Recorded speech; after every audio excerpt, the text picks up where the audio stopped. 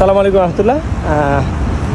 দুবাইয়ের Etisalat metro station এটার বাইরে থেকে ভিডিও করছি। এখন এখানকার লোকাল টাইম হচ্ছে রাত 1টা।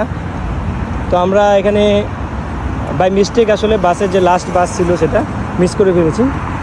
তো এখন রুমের দিকে যাচ্ছি আমরা যেখানে থাকি। আমার সাথে আছে আমার ছোটো ভাই কিশোর, আর তার পেছনে আছে দুজন আফ্রিকান গাই। আমরা 4 জন যাচ্ছি এদিকে। আজকে বাস মিস করে আমরা আসলে একটা বিপদে পড়ে গেছি। তো এখন সময় হচ্ছে রাত 1টা। বাংলাদেশে এই সময় যদি আসলে বের হতাম, পুলিশের জেরার মুখে পড়তে হতো 100%। কী আছে ইয়াবা বিক্রি করি কিনা, কী করি, নারী নেশা, মানে নানান ধরনের রাজনীতি, মানে বিভিন্ন জড়িয়ে একটা হজবরল অবস্থা। তবে দুবাইতে এই ধরনের কোনো প্রবলেম নাই, একেবারেই নেই। যদি আমরা যেদিকে যাচ্ছি এটা হচ্ছে দুবাইয়ের গ্রাম সাইড, মানে ব্যাকইয়ার্ড যেগুলো বলে সেটা। ফরওয়ার্ড সাইড হচ্ছে এইদিকে।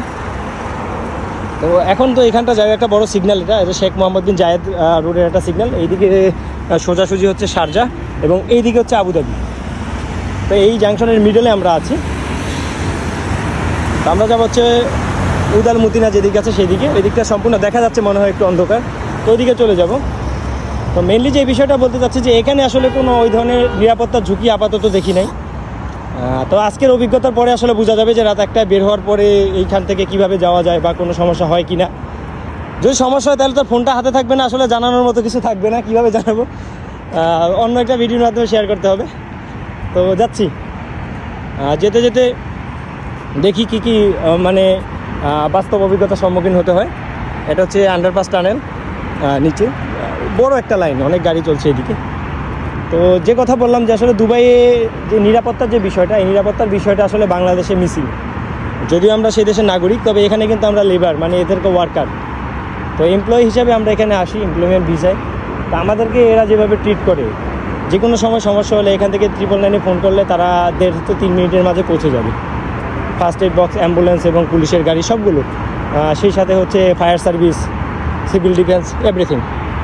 তো এই সেবাগুলো আসলে আমরা নিজের দেশের নাগরিক হয়ে কেন পাই না? আসলে এই প্রশ্নটা কাকে করবো এবং উত্তরটা কে দিবে? তো এই ছিল মধ্যরাতে দুবাই থেকে। এটা তো হাইওয়ে ধরে আস্তে আস্তে আমরা এখন চলে আসছি হচ্ছে আল-কোসার সেমেটারি। এই কবরস্থান হচ্ছে দুবাইয়ের বিগেস্ট বলা যায়, ওয়ান অফ দ্য বিগেস্ট হতে পারে। তো সবচেয়ে বড় কবরস্থান। এখানে একটা অ্যাডনকেট পেট্রোল পাম্প রয়েছে, সাথে একটা মসজিদ। তো এইখানে চলে আসছি। এই হচ্ছে হাইওয়ে। এই হাইওয়ে ধরে গাড়ি চলে যাচ্ছে সব হচ্ছে শারজা এবং আজমানের দিকে। তো এই এখন সময় সম্ভবত রাত 1:30। এই রাত 1:30-র মাঝে আমরা এখন হাঁটছি রাস্তায়। এখনও পর্যন্ত নিরাপত্তা ঠিক আছে, সব কিছু ঠিকঠাক।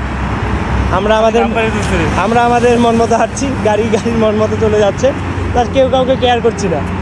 ওকে, কেয়ার করতে গেলেই বিপদ। হ্যাঁ, আচ্ছা, আমরা কি এটা 2 নাম্বার লাইন নেবো? 2 নাম্বার লাইনটা নেই। তো এতক্ষণ পর্যন্ত তো হাইওয়েতে ছিলাম। এটা হচ্ছে এখন নিষিদ্ধ এলাকায় ঢুকে গেছে, অন্ধকারই, আলোর মাঝেই ছিলাম। এই দেওয়ালটা দেখা যাচ্ছে, এটা হচ্ছে আল-কোসার কবরস্থান, যেটা সোনাপুর কবরস্থান নামে বেশি পরিচিত, সেই জায়গা।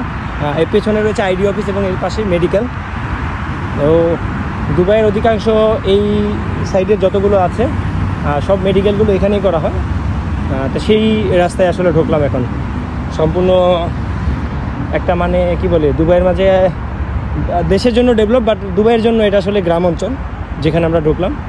সারি সারি গাড়ি রাখা থাকছে। এই যে দেয়ালটা, এটা এখন হচ্ছে কবরস্থানে এই পাশ থেকে ও পাশে যাবো, যেহেতু সম্ভবত 15 মিনিটের মতো সময় লাগবে লম্বায়।